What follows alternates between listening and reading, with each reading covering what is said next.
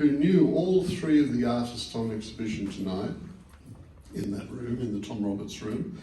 And Chris also became a lecturer later on at the College of Fine Art, University of New South Wales, where he was running the very important Ivan Doherty Gallery, which was probably the premier educational art space in Sydney. So he did that for a long time. So that was just too long. It was brilliant. And I just made one warning to Chris before he starts to open the show now, is to not give us any of these X-rated stories about the artists that used to work there. So Chris, all to you. Thanks. Thanks, Daniel. You've got your book. That's it. I've got you. Whoa! You up? Oh, look. I get my wine. Oh, look, here we go.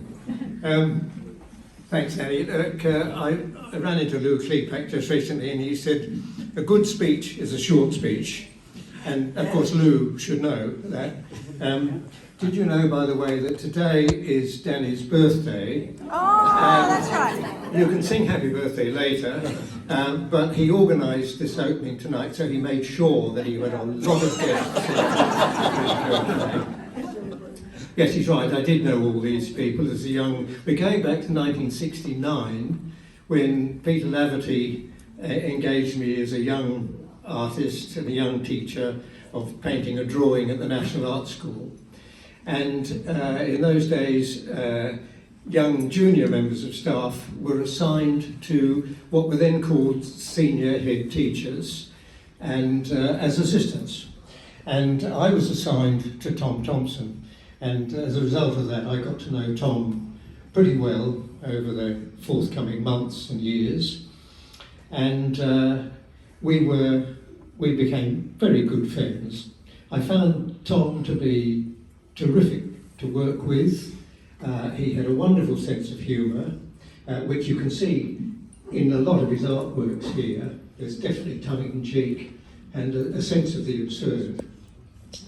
He was also very kind, and we had lots of days together laughing and amusing each other with silly jokes. He did also have a sort of slightly eccentric attitude to life, and he was, to some extent, a bit irrational in his moods. He could be fun and joyous on one occasion, and then the next day the frustrations of bureaucracy and administration would really get the better of him, and he would be someone to sort of treat with great care and avoid for young teachers who did the wrong thing.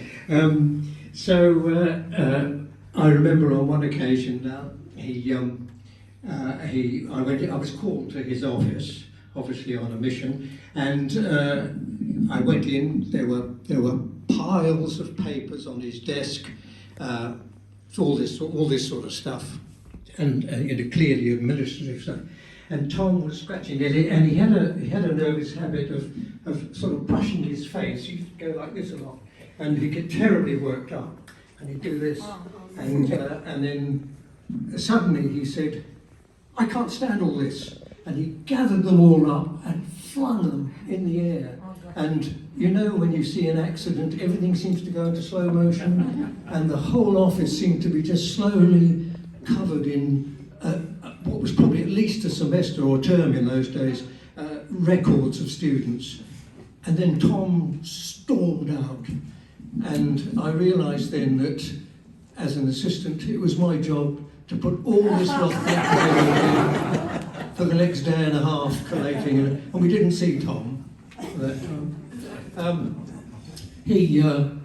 Yes, and the other thing we had in common was love of cricket, and we used to talk about cricketers, teams and stars, cricket stars, and compare notes. And he used to give me a terrible ribbing, being English, especially